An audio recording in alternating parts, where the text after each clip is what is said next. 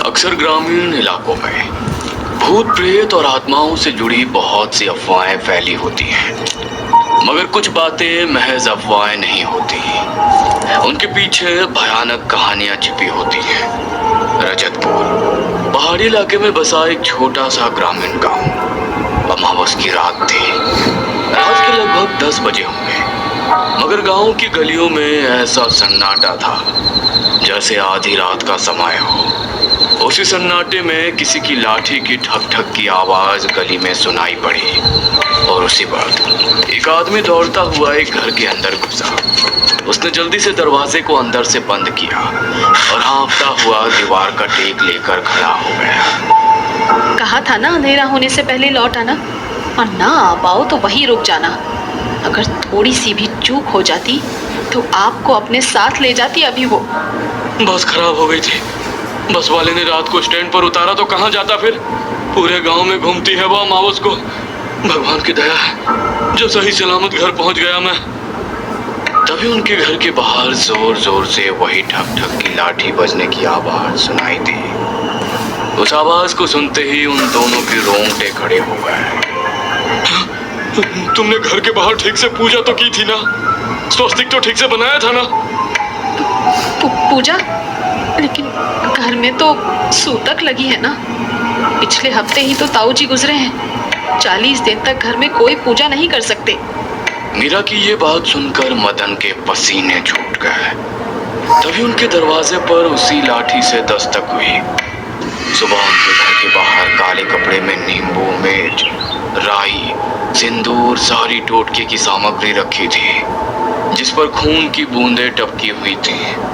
गांव वालों को वो टोटका देखते ही स्थिति का अंदाजा हो गया था। उन्होंने जैसे ही उनके घर का दरवाजा खोलकर देखा तो मदन और उसकी पत्नी दोनों मृतावस्था में घर के फर्श पर गिरे हुए थे।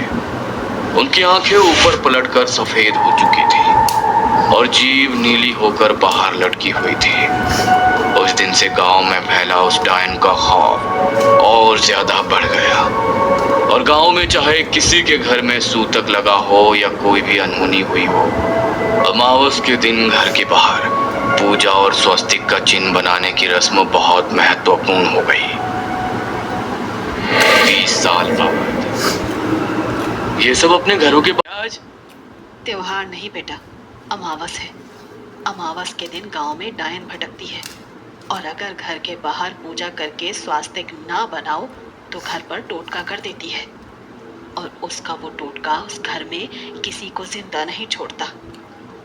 कहते हैं कि आज से लगभग 30 साल पहले इस गांव में एक औरत अपने बेटे की मौत के बाद पागल हो गई थी, और उसे वापस जिंदा करने के लिए उसने डायन तंत्र सीखा और लोगों के घरों के बाहर अमावस की रात को टोटके करके रखने लगी।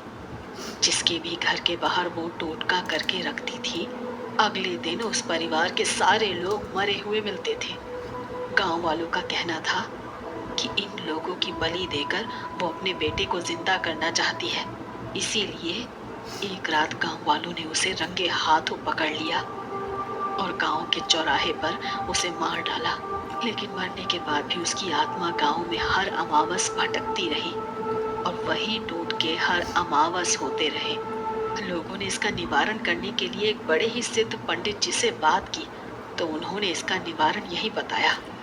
अमावस के दिन घर के बाहर पूजा करके अगर स्वास्तिक बना दिया जाए तो इसकी सकारात्मक शक्ति से वो कोई टोटका कर ही नहीं पाएगी। क्या मामी, आप भी आज के जमाने में भी ऐसे अंधविश्वास में मानती हो आप? ऐसा कुछ नहीं होता। तुम शहर में रहते हो बेटा, इसीलिए इन बातों पर यकीन कर पाना तुम्हारे लिए मुश्किल है। लेकिन हर अमावस को उसकी लाठी की आवाज सुनाई देती है सबको। मैं भी बस अभी पूजा करने ही जा रही हूँ, अंधेरा होने वाला है। सावित्री पूजा करने जा ही रही थी, तभी महेश के लोग भागकर उसके पास गए तो महेश सीढ़ियों से नीचे गिर गया था और उसके माथे पर गहरी चोट लग गई थी। उनके माथे से काफी ज्यादा खून बह रहा था। मामा जी के सर पर तो बहुत ज्यादा चोट लग गई है मामी जी, इन्हें तो हॉस्पिटल लेकर जाना पड़ेगा। हाँ जतिन रागिनी, मैं तुम्हारे पापा को लेकर हॉस्पिटल जा रही हूँ। तुम लोग घर के बाहर पूजा करके स्वास्तिक बना देना। और सुनो, पूजा करने के बाद सारे खिड़की दरवाजे बंद कर लेना और चाहे कुछ भी हो जाए घर से बाहर मत निकलना। मैं तुम्हारे पापा के साथ हॉस्पिटल से कल सुबह ही लौटूंगी। सावित्री महेश को लेकर अस्पताल के लिए निकल गई। उसने पूजा की थाली तैयार कर रखी थी। रागिनी जैसे ही अंदर पूजा की थाली उठाने के लिए गई तो उसमें रखा कपूर नीचे गिर गया। जतिन, रागिनी, वरुण और उसकी बहन सोनाली सब घर के बाहर थाली लेकर पूजा करने के लिए गए। उन लोगों ने वहां पर पूजा तो कर दी, लेकिन पूजा की सामग्री में कपूर नहीं था और स्वस्तिक बनाना भी उन लोगों के ध्यान से उतर गया। पूजा करने के तुरंत बाद उन्होंने घर के सब खिड़की दरवाजों को अंदर से बंद कर लिया। आपने इतनी जल्दी घर को बंद क्यों कर दिया? कम से कम खिड़की तो खोल लो, बहुत घुटन हो रही है। नहीं दीदी, माँ ने बताया ना आज की रात कितना खतरा रहता है सब गांव वालों को उस डायन से। उन लोगों ने भी उनसे ज्यादा सवाल जवाब नहीं किए और सब साथ में बैठकर मूवी देखने लगे। सावित्री का भी कॉल आया कि महेश की तबीयत अब ठीक है। लगभग 11:30 बजे सब एक ही रूम में सो गए, मगर जैसे ही घड़ी में ठीक 12 बजे सोनाली के कानों में ठक ठक की आवाज पड़ी। उस आवाज से सोनाली की नींद टूट गई। उसने उठकर देखा तो कमरे के बाहर की तरफ से उसे फिर से वही ठक ठक की आवाज सुनाई दी। ये कैसी आवाज है? शायद मेरा वहम है। सोनाली उस आवाज को इग्नोर करके वापस सोने के लिए लेट गई, मगर थोड़ी देर बाद उसे प्यास लगी। उसने कमरे में पानी की बोतल ढूंढी, लेकिन बोतल में पानी खत्म हो चुका था। वो पानी पीने के लिए किचन में गई। तभी उसे अपने पीछे से फिर से जमीन में लाठी बजने की आवाज सुनाई दी और एक बहुत प्यास लगी है, मुझे भी पानी पिला दो। वो आवाज सुनते ही सोनाली के हाथ से पानी का गिलास छूटकर नीचे गिर गया। वो जैसे ही पीछे मुड़ी तो काली साड़ी पहनी एक बेहद बूढ़ी औरत, जिसका चेहरा पूरी तरह झुर्रियों से भरा था, बाल पूरी तरह बिखरे हुए थे और उसके हाथ में एक लकड़ी की लाठी थी जिसे वो बार बार जमीन पर मारती जा रही थी। अचानक देखते ही देखते उसकी आंखें पूरी तरह ऊपर को पलटकर बिल्कुल काली हो गई। सोनाली उसे देखकर बुरी तरह डर गई। उसने चिल्लाने की कोशिश की, लेकिन उसके गले से कोई आवाज निकली ही नहीं। कितनी भी कोशिश कर लो, अब कोई तुम्हें मुझसे नहीं बचा पाएगा। बहुत सालों से इस गांव में किसी को शिकार नहीं बना पाई मैं। आज अपने शिकार को अपने हाथों से जाने नहीं दूंगी मैं। डर के मारे सोनाली पूरी तरह पसीने से भीग चुकी थी। खुद को बचाने के लिए वो वहां से अंदर की तरफ भागी, मगर वो दरवाजा अब अंदर से बंद हो चुका था। बेकार कोशिश मत करो, नहीं बचा पाओगी खुद को मुझसे। यहाँ का हर रास्ता अब तुम्हारे लिए बंद है। अब तुम सिर्फ मेरे साथ जाओगी। खुद को बचाने के लिए सोनाली इधर उधर भाग रही थी, मगर घर के एक कोने में उस डायन ने उसे घेर लिया और उसके ऊपर पूरी तरह झपट पड़ी। घर में सोनाली की तेज चीख और उसकी आवाज से सबकी नींद टूट गई। ये तो सोनाली की आवाज थी। कहां पर है सोनाली? सोनाली को ढूंढने के लिए वो तीनों कमरे से बाहर निकले, लेकिन सोनाली उन्हें कहीं भी नहीं मिली। ऐसा कैसे हो सकता है? आधी रात को सोनाली घर से कहां गायब हो सकती है? कहीं उसे कुछ हो तो नहीं गया है? सोनाली, सोनाली कहाँ हो तुम? सोनाली! स्टोर रूम में चेक नहीं किया हमने, वहां पर देखते हैं। वो उसे ढूंढने के लिए स्टोर रूम में गए। उन्होंने जैसे ही स्टोर रूम की लाइट जलाई तो लाइट अचानक से फ्लिकर करने लगी और कमरे के कोने में उन्हें सोनाली पूरी तरह चोटिल हालत में मिली। उसके बाल पूरी तरह बिखरे हुए थे और उसकी आंखें और जीभ बाहर को निकल कर आई हुई थी। उसे देखकर उन तीनों की चीख निकल गई। वरुण ने उसे गोद में उठाया और उसे दूसरे कमरे में लेकर गया। उन्होंने उसकी सांस और नब्ज चेक की, मगर सोनाली की सांसें थम चुकी थी। कैसे हुआ ये सोनाली? कहीं कहीं मैं कोई बुरा सपना तो नहीं देख रहा? किसने मार डाला मेरी बहन को? इंसान की ऐसी हालत तो तभी हो सकती है जब उसे उस डायन ने मारा हो, लेकिन हमने तो घर के बाहर पूजा भी की थी, तो फिर उसने सोनाली पर हमला कैसे किया?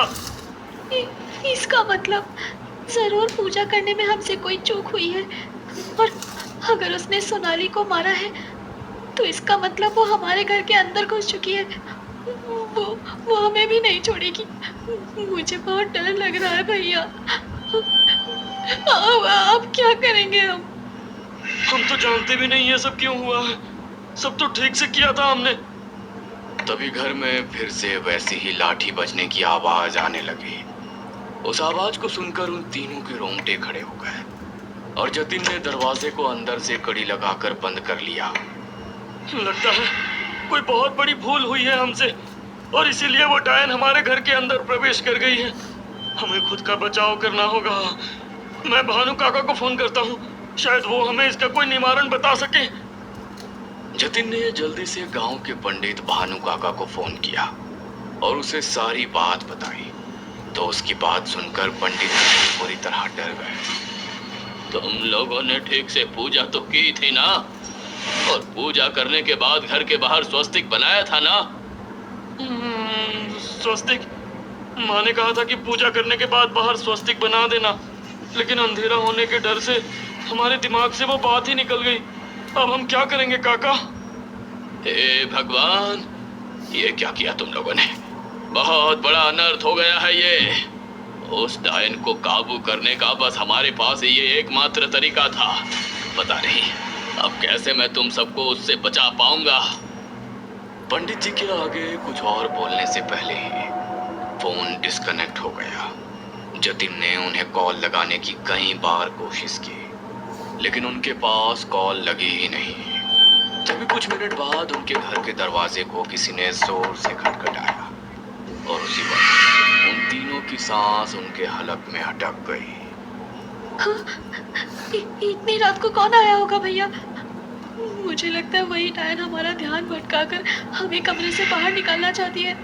इस कमरे में भगवान की मूर्ति है। हमें हमें यहाँ से बाहर नहीं जाना चाहिए। डरो मत बच्चों, मैं हूँ तुम्हारा भानु काका। जतिन बिना कुछ सोचे समझे कमरे से बाहर दरवाजा खोलने के लिए चला गया। तभी रागिनी के दिमाग में एक बात आई और वो जोर से चिल्लाई, रुक जाइए भैया, बाहर मत जाइए। वो भानु काका नहीं है। अमावस की रात कोई अपने घर से बाहर नहीं निकलता। मगर तब तक बहुत देर हो चुकी थी। इससे पहले कि जतिन वापस कमरे के अंदर आ पाता, जमीन पर उसी लाठी की ठक ठक सुनाई दी और वो डायन जतिन के सामने आकर खड़ी हो गई। उसे देखकर जतिन जोर से चिल्लाया और वो डायन उसके ऊपर झपट पड़ी। उसे देख डर से रागिनी पूरी तरह चिल्लाने लगी और जतिन को बचाने के लिए वो कमरे से बाहर भागी। तभी वरुण ने उसे कमरे के अंदर खींचा और जल्दी से दरवाजा बंद करके अंदर से उसकी कड़ी लगा ली। प्लीज मुझे जाने दो भैया, वो मेरे भैया को मार डालेगी। शांत हो जाओ रागिनी, मैं जानता हूँ कि तुम जतिन को बचाना चाहती हो। अरे सिर्फ तुम ही नहीं, मैं भी उसे बचाना चाहता हूँ, लेकिन हम चाहकर भी उसे नहीं बचा सकते। हमारे पास ऐसी कोई सिद्धि, कोई शक्ति नहीं है जिससे हम उसका सामना कर सके। नहीं, मैं अपने भैया को इस तरह से उसके हाथों मरने नहीं दूंगी। रागिनी ने कमरे में रखी हनुमान जी की मूर्ति को उठाया और दरवाजा खोलकर कमरे के बाहर चली गई। वो डायन अभी भी जतिन को पूरी तरह नोच रही थी और उसके चीखने की आवाजें पूरे घर में गूंज रही थी। वो दौड़ती हुई हनुमान जी की मूर्ति लेकर वहां पर आ गई। उसने जैसे ही हनुमान जी की मूर्ति को उस डायन से स्पर्श किया तो वो पूरी तरह चीखने लगी और बौखलाती हुई बंद दीवार से निकले बाहर गायब हुई। उसी वक्त रागिनी ने हनुमान जी का नाम लेते हुए निडर होकर उनकी मूर्ति को घर के बाहर रख दिया और दरवाजा बंद करके अंदर आई। वरुण और वो मिलकर जतिन को अंदर लेकर गए। उसके शरीर पर हुई खरोंचों से लगातार खून बह रहा था। रागिनी ने जल्दी से उसकी बॉडी के घाव साफ करके उन पर बैंडेज किए, मगर तभी जतिन की आंखों से आंसू बरस पड़े। अगर आज तूने ये हिम्मत ना की होती तो वो डायन मुझे मार ही डालती। तूने अपनी जान जोखिम में डालकर मेरी जान बचाई। अगर तुझे कुछ हो जाता तो पगली। मेरे होते हुए मैं आपको कुछ नहीं होने दूंगी भैया। तभी जतिन के फोन पर भानु काका का फोन आया। रागिनी ने उनका फोन रिसीव करके उन्हें पूरी बात बताई तो भानु काका के भी रोंगटे खड़े हो गए। उन्होंने उसे हिम्मत दी और अब कमरे से बाहर निकलने को सख्त मना किया और अपने रुद्राक्ष की माला गले में धारण कर अपने सभी शिष्यों के साथ गांव के मंदिर की ओर निकल पड़े। जब रागिनी उस डायन से सामना करने के लिए इतनी हिम्मत कर सकती है तो आज तक हम उसे खत्म करने की हिम्मत क्यों नहीं कर पाए, ये जानते हुए भी कि इस संसार में भगवान से बड़ी कोई शक्ति नहीं, तब भी हम उससे डरते रहे। उन्होंने आधी रात को मंदिर के कपाट खोले और मंदिर के प्रांगण के बीचों बीच यज्ञ कुंड जलाकर उन्होंने बजरंग बाण का पाठ करना शुरू किया। उसी वक्त गांव में उस डायन के जोर जोर से चीखने की आवाजें सुनाई देने लगी और मंदिर की घंटियां जोर जोर से बजने लगी। घंटी की ध्वनि से गांव वालों का मन कुछ शांत हुआ।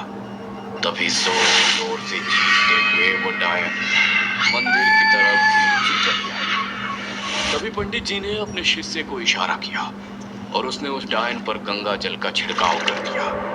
गंगा जल का स्पर्श पाते ही वो और बुरी तरह तड़पने लगी और एक काले धुएं के रूप में मंदिर में जल रही ज्योत में समाकर आसमान में कहीं विलीन हो गई। उस रात के बाद फिर कभी किसी अमावस को गांव में उसका साया किसी को दिखाई नहीं दिया और ना ही कोई टोटका किसी के घर के बाहर मिला। गांव में सब हादसे होने भी हमेशा के लिए बंद